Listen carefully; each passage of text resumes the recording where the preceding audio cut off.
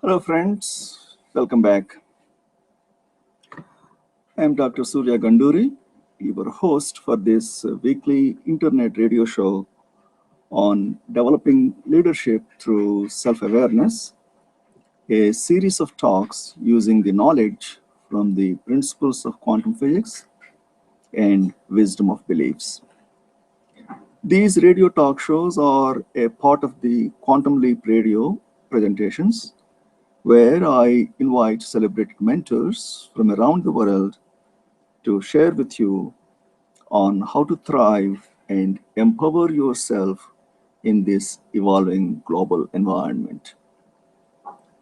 And this special feature is held on every third Saturday of the month, when you can listen to a unique monthly roundtable live discussion involving these experts in business, academia, and life in general. On the rest of the Saturdays, you can listen to my radio presentations at 8 p.m. Chicago time. Tonight's topic is a continuation of the discussion that I began earlier in January: how ego inflicts blind spots in our path to success, in which I identified many traps that ego creates. And in the past few weeks since then, I was elaborating on those ego traps. Tonight, let's examine the impact of being blind to your downstream events or activities. Last week, I spoke about Bruce, the president and CEO of a public accounting company who cannot stop micromanaging. Let's look a little more closely at him. The program for the company's annual leadership retreat was all set. The senior leadership team had worked for months to design an event that was sure to inspire the corporate managers, 80% of whom were female, who traveled in from different states to attend. But one morning, just 10 days before the retreat, Bruce, the CEO, burst into the office with a new idea. He had heard the story of a Navy SEAL on the radio on his way into the office that morning. And he thought that the Navy SEAL would be just perfect for the keynote address. Full of energy and excitement, Bruce asked his chief administrative officer to do whatever his staff could to get this guy. Bruce is a likable person. He has a self-deprecating humor, and with his beaming smiles, he easily wins over people. And Bruce had his heart in the right place regarding this event. But when the team listened to his request, all they really heard was, "To hell with what you all had planned. I want what I want now." Everyone adjusted to the new idea, but Bruce's impulsiveness would reverberate well beyond the closing ceremony of the company retreat. His circle of senior leaders charged with the planning told themselves, "Typical Bruce, it doesn't seem to matter what we put together. He will step in at the last moment with his own whims, regardless of how much planning we do." How could positive energy like Bruce's be a drag on the business? His intentions were good, and it was not such a crazy idea to have a Navy SEAL appear as keynote speaker. But making a major change to the activities 10 days before the actual retreat, what seemed like a cool idea to Bruce quickly turned into a scramble for the senior operations leaders planning the event. And as it turned out, the talk by the Navy SEAL was received in a predictably lukewarm fashion by the predominantly female audience.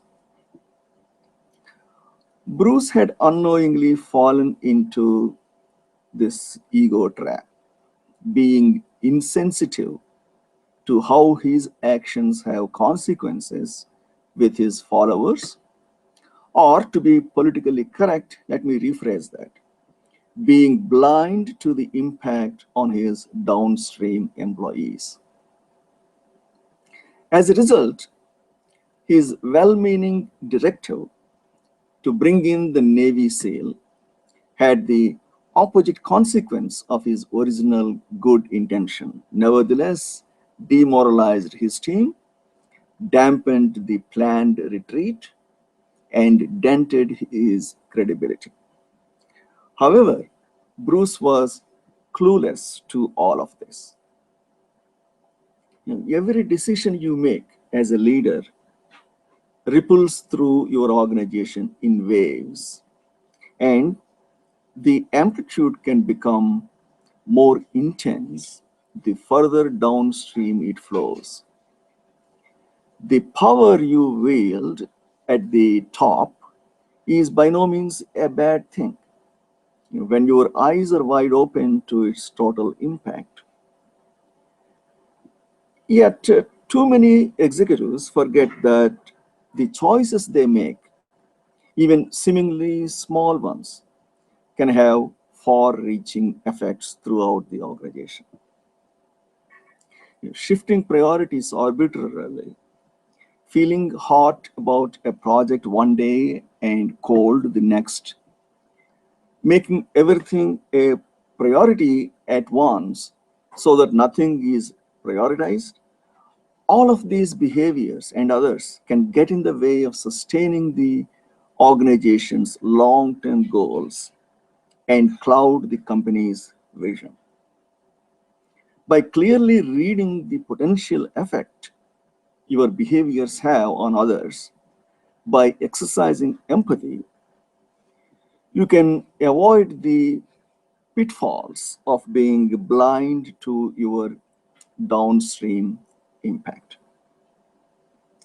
So, this ego trap gets triggered when a leader engages in behavior, often impulsive or unplanned, that has a disruptive effect on the team or organization. The effect of this behavior is too often to create significant challenges for those downstream, challenges that the leader may never even hear about. Yet, the consequences will no doubt be felt in the lower employee morale and decreased motivation of those who feel that their time and strategic buy in is not valued.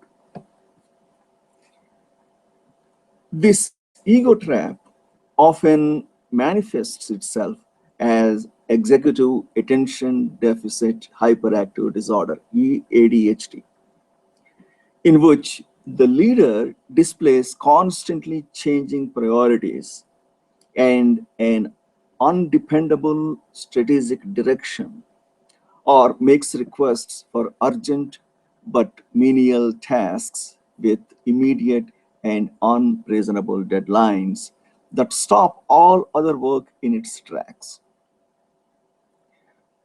You can almost see the leader walking through the office, tossing directives left and right, with a trail of dust and papers flying around in his or her wake as employees try to manage the resultant chaos.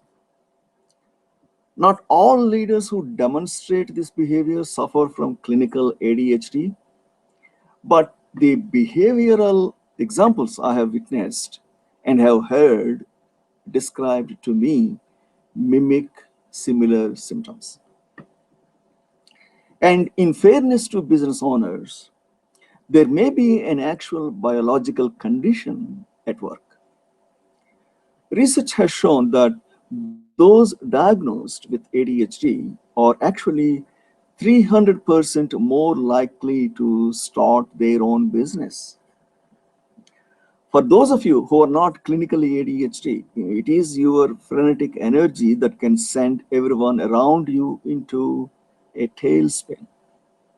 Although it may be difficult to completely extinguish the associated behaviors of attention deficit disorder or of a high octane personality, as a leader, it is critical that you manage the consequences of these tendencies for your larger organization.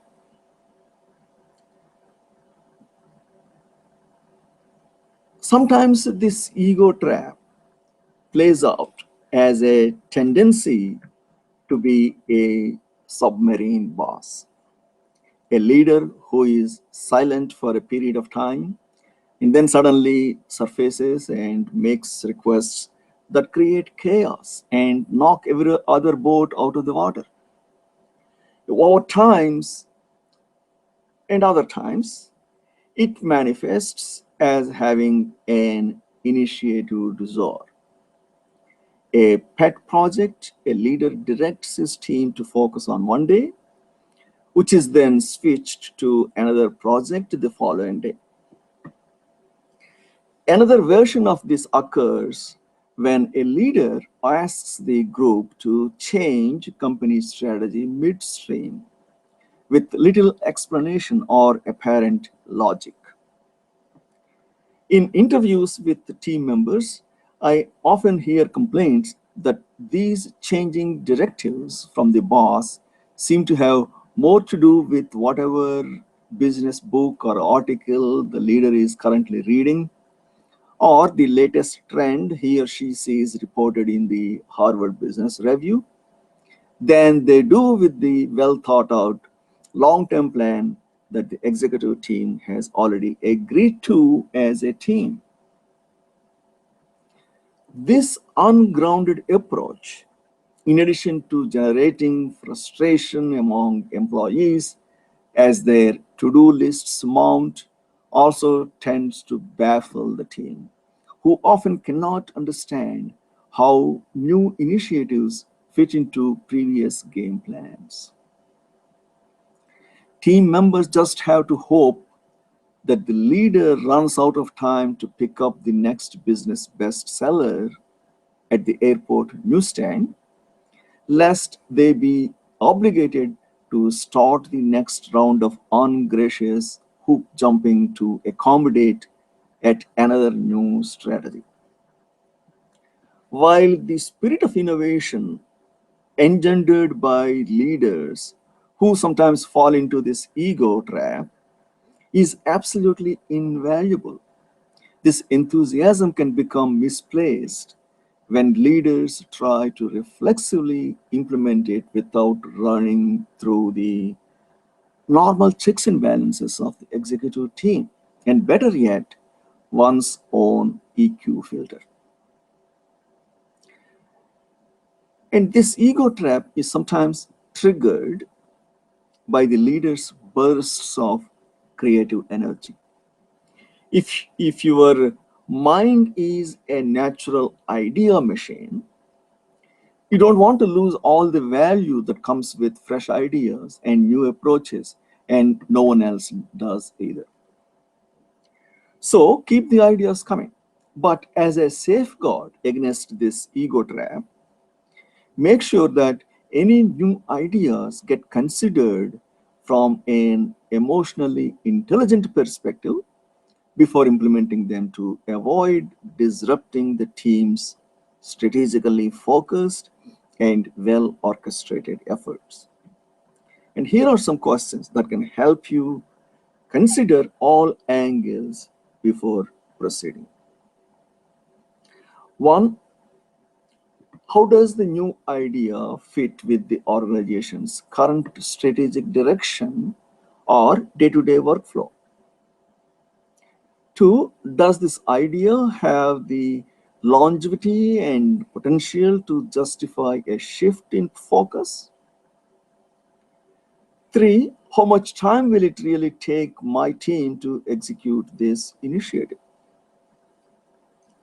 Four, what change in priority does this potential new initiative represent relative to what's already in the pipeline? Are there any potential mixed messages I might be sending with this new directive or idea? Number six, have I invited my executive team to weigh in on the new initiative's value and whether it will advance or distract from the organization's established objectives? Seven, is this the right time to implement this idea? And number eight will be, will this matter to the organization have significance a year from now? This ego trap can show itself in many forms, whether it is a leader with big ideas who wants them implemented immediately, regardless of the team's current workload, or the impatient boss who gives directives a few levels down the chain of command rather than working with a direct report. The intentions may be good, whether to keep the company on the cutting edge or to get tasks done quickly, but the fallout downstream often undermines the original worthy intentions. In some of the most common situations in which downstream impact can be felt are when leaders shift priorities on a whim or treat everything on their mind as a top priority, or when leaders frequently change strategic direction, or when leaders assign simple tasks that are actually time and resource intensive, when leaders level jump, that is, give assignments or directives to those further down the chain of command rather than to their direct reports, and when leaders assign projects without deadlines and then react with urgency or disappointment when they are not done on the leader's timeline. I can still remember a time in my career at a large multinational telecom company when I became a co-conspirator with a leader who was blind to his downstream impact. As the well-meaning leader level jumped down to me, I fell into the same trap because I was blind to it too. Thinking back on how naive I was about corporate politics, it was too early in my corporate career, just been moved from an earlier academic career into the private industry. I realized that I completely mishandled the whole episode. It was a simple suggestion made by the head of the division of the company, but the downstream impact had huge consequences for all of us. It was a classic case of level jumping, and for Mike, the division head, a clueless cannonball dive into ego trap that pulled me in innocently into its potentially career-limiting wake. Can you imagine how much time and energy was spent by those above me sorting this thing out before the impact finally hit me in the face on a Friday evening? Whether it's a case of an egotistical leader who wants what he wants when he wants it, or a well-intentioned suggestion from the president for a mid-level manager to call a high-level distribution center manager, every move the leader makes has a downstream impact. Yet the leader may not even realize it. As employees down the line respond to the leader's requests with diligence, processing any negative fallout in the shadows, the leader may not see or hear how hard it is to deliver on these requests or recognize the disruptive impact of his behavior. As a result, the pattern repeats itself. It takes EQ, self awareness, empathy, and self control to break this cycle. We take a short break and I will be right back and to discuss more about how a leader falls into this ego trap. I'll be right back.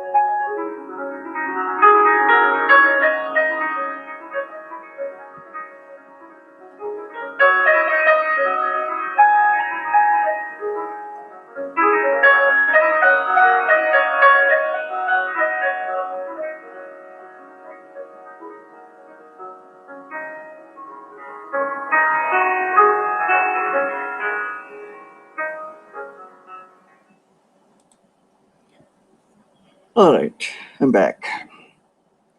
So let's continue and let's see how to recognize whether you have fallen into this ego trap. You know you have fallen into this ego trap if you routinely ask people to help you with a task, though it is not their job because you know they will get it done. You know you have fallen into ego trap if you never hear no in answer to a question and are rarely asked to negotiate a deadline. You know you have fallen into ego trap if you call last minute meetings, assuming that everyone will clear their calendar for you and they all show up. You know you have fallen into this ego trap if before making a requested change, you do not consider how easy or difficult it will be to accomplish at someone else's level. And you know you have fallen into this ego trap if you allow things to fall completely off the grid, then suddenly request an update. And so there is the battle of ego versus EQ. When operating from a place of ego, it's easy to fall into this trap. Ego says, I have needs and my team will meet them. Ego says, when I have an idea, I should have others implement it. Ego thinks about itself and does not notice the impact of its actions on everyone else. Ego does not pause to reflect on how others might perceive its behaviors. In contrast, EQ says, my team has needs too, and I will consider them when making my own known. EQ also signals the leader to consider the impact of making impulsive or last minute requests on others in the group, recognizing that people have their own responsibilities to juggle. EQ also reminds the leader that treating employees with respect breeds respect for the leader, whereas trampling on others can lead to weakened support and loyalty. And when leaders get too wrapped up in their own needs and perspectives, it's easy to forget that everyone on the team has needs too and has other responsibilities. That happened for one of my clients, Rose, the business owner of an insurance agency. who had a week's ski vacation scheduled with her family. She came home midweek, however, after one of her college-aged children broke a bone on the slopes. Suddenly, with Thursday and Friday open on her schedule, Rose became giddy with the idea that she could catch up on work that had been piling up. She picked up the phone and dialed her director of human resources, Kathy. Hey, Kathy, I have a stack of things I would like to turn over to you. Hey, can you come to my house tomorrow so we can spend the day catching up on all of this? Kathy rolled her eyes, not that Rose ever saw it. Instead, Rose found a helpful member of her leadership team at her door the next day. Although Kathy had a full schedule for Thursday and Friday of that week, she cleared it as best she could and slogged over to the boss's house the following day as requested. Like many direct reports, when the boss called, Kathy rallied. Could Kathy have set some boundaries here or responded differently? Absolutely. And I encouraged her to do so in our coaching work together. Yet Rose showed a lack of empathy, not once stopping to ask herself what Kathy might already have on her schedule. It was almost as if Rose projected her own empty schedule onto Kathy with an attitude of, I'm free, so everyone must be free. Rose came across as self centered and unaware. Ego and Clueless often travel as a pair. Her intentions were good, keep the organization moving forward, but they were not filtered through the lens of emotional intelligence. If they had been, Rose would have level set the priority of the meeting against Kathy's priorities and followed her request with the caveat that Kathy could certainly decline if her schedule did not allow the last minute change. It would then be up to Kathy to be honest about how much time she could spare, maybe an hour or maybe nothing until her regularly scheduled meeting with Rose the following week. But Kathy would only be likely to do this if Rose first gave Kathy a way out, knowing that employees don't like to say no to their boss. As the big cheese or the mucky muck, it's easy to forget how hard it is for people to say no to you, especially when you are the boss. Yet, you should never underestimate the magnitude of your communication and your power. Your team does not want to let you down, and they don't know the difference between your high priority and low priority unless you make it clear to them. If you make a request of your people, rest assured it immediately becomes their top priority, superseding all other tasks from lower down in the chain of command, regardless how important or incidental your request actually is. So, instead of following up after a client meeting as planned, your team member might spend time with you creating the agenda for the next week's staff meeting, or rather than making important new sales calls, she is stuck reviewing all the details of the missed shipment report with you. In contexts like this, it becomes ever clearer how a leader's requests can interfere with the organization's larger priorities. It helps to be sensitive about other people's time. When you make requests that require adding tasks to the team members' plates, are you mindful of the time required to complete the tasks and sensitive to the real workloads and schedules of the people around you? Do you invite people to give you a realistic sense of the time and resources they need and then set reasonable expectations everyone can agree upon? Or do you just steamroll? If ego has the leader thinking, the team is here to serve me, then EQ has the leader thinking the converse. I'm here to serve the team.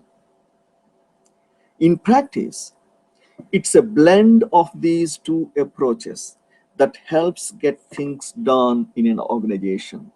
But the other directed EQ-related mindset can ensure that the leader never steps too far in the wrong direction toward that unwanted fall into the ego trap.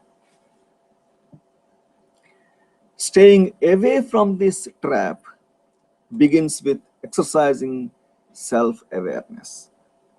The goal is to get good at recognizing when your ego is leading the way, causing you to instinctively make requests or engage in behaviors that you have not fully thought through in terms of possible downstream impact.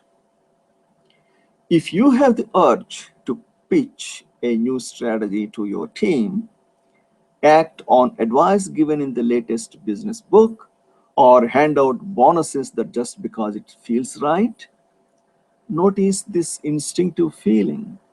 And instead of acting on it, pause and reflect on whether it is truly the right course of action. First for yourself, and then for your team, and then the overall organization.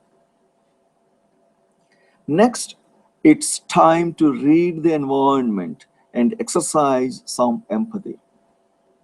How will your request or the big idea that you're thinking about implementing affect your employees?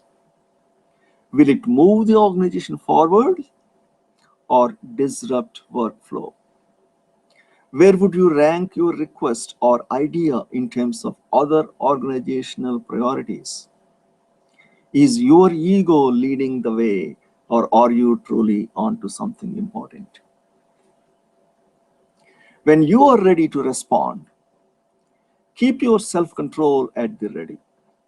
If after looking both within and outside yourself, you still feel justified introducing your new idea, making a request, or engaging in a particular behavior, do so with sensitivity to everyone else.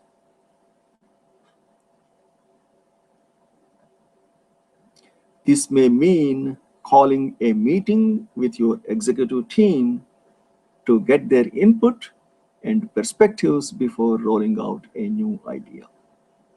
Or it may mean that when making your requests, you acknowledge the required time outlay and give others enough time to shift around priorities. Or maybe you simply ask, how does that work for you? When you use EQ rather than allowing your ego to reflexively lead the way, you may abandon some ideas and initiatives. Others will be rolled out with pacing and consideration. That's good news for everyone as you maximize workflow and your best ideas get implemented in a way that works for the whole team. A big no-no when it comes to ego trap is level jumping, skipping past your direct reports and making requests directly to an employee somewhere further down in the chain of command. This is not to say that a leader should not be in a dialogue with all levels of employees, but when the leader starts delegating work to anyone and everyone, it can become a problem. Some leaders fall into this trap out of impatience, giving in to the urge to assign work to the person they think is most likely to get it done the way they want it. Other times, leaders make offhanded requests or suggestions to someone other than a direct report because The person just happens to be in front of them. While it may represent only a casual statement from the leader's perspective, the person who receives it may feel obligated to jump to and assign the task the highest priority. No one is going to put the CEO or the president's request at the bottom of his to-do list. After all, and it's likely out of respect for the leader that the employee will not volunteer information about the impact your request will have on his or her schedule. So beware of your downstream impact. And when you level jump, you can force employees to shuffle priorities to accommodate your needs, whether it's appropriate or not, and prevent people from working on their responsibilities. When you level jump, you can create mistrust. Doing things out of order or being unpredictable can make others wary of you. When you level jump, you can put employees in the awkward position of serving two masters, their direct boss as well as you. When you level jump, you can muddy the lines of authority and decision-making rights, challenging formal reporting lines. When you level jump, you can make people feel undervalued and cause them to disengage when you sidestep them instead of having them do the work you hired them to do. So instead of level jumping, plan to work through your direct reports. By enlisting them in your initiatives, you build stronger trust with your team. They know what is going on firsthand, and you develop greater bench strength in successive leaders for the long term. So, in a nutshell, when you are a top level executive or founder of the business, it's easy to have a blind spot regarding your downstream impact. You may not have any advisors to give you feedback, and the masses in the organization, even your own executive team, may silently defer to you. Chances are that they will never let on, at least directly, to the disruptive effects of your decisions, your initiatives, your requests, and your behavior. Add to that your busy schedule and daily demands as an executive, and it becomes easy to be blind to your impact on those downstream. For the senior executive who regularly communicates the belief that my needs take priority over everyone else's, problems may occur. Employees can start to feel disrespected and become disgruntled. The leader may become the butt of a few jokes around the office, or worse, set himself up to be undermined by others as they disengage and fail to alert the leader to possible trouble or even set the leader up for failure. No one wants to work for a dictator, even a benevolent one. For the leader with an ego-based outlook, it becomes all too easy to make requests that are unfair intrusions on team members' time, that confuse priorities, that lower morale, and that chip away at the leader's own credibility. Instead, by keeping your EQ wits about you, you gain the tools needed to ensure that your team really listens when you have a legitimate new initiative for consideration. You gain credibility points for acknowledging the impact of your requests on others, and you maintain motivation. In the end, you serve your team and the organization by keeping your workforce energized and focused on a clear strategic direction that advances the cause. And so, how do you apply the three R's? Remember, recognize, read, and respond. Recognize when you are about to engage in behavior that could have a disruptive impact on your team, and ask yourself how this meets your personal needs versus those of others in the organization. That's self-awareness. Be cognizant of how you are communicating any necessary changes to your team and why these changes are happening. Are you tying these changes to a clear and stable strategic direction, or giving the impression that you are onto another initiative du jour? Read what is going on with your team right now. That's empathy. And consider how your behavior might affect their day-to-day workflow and understanding of the organization's strategic direction. Can you step beyond your own needs and assess what the team and organization need? Respond only after thinking through the downstream impact of your potential actions. That is self-control. Does your latest idea represent a personal whim, or is it truly the best path for your organization? Ask yourself whether this idea or plan really requires the urgency you give it. Will it take more resources? Will it take time? And will it disrupt than you originally thought? Well, I think I will stop with that for now. Stay tuned for discussion on other ego-related traps in the future. Let me know if I can be of any service or help in any areas that I discussed tonight. I wish you good luck and inspiration in your journey.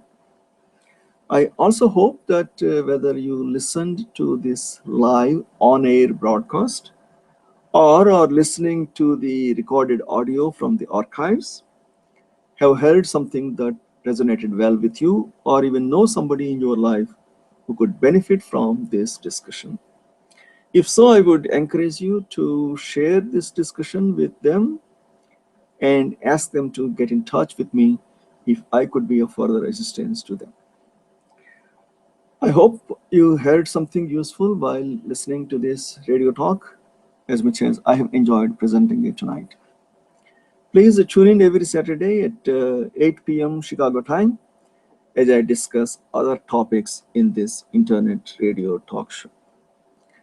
Also, remember that Quantum Leap Radio broadcasts on a variety of topics every week, and also in a roundtable format each month by coaches and mentors who are highly recommended as the cream of the crop and best of the best out there that have been recognized and established in the business world and life in general.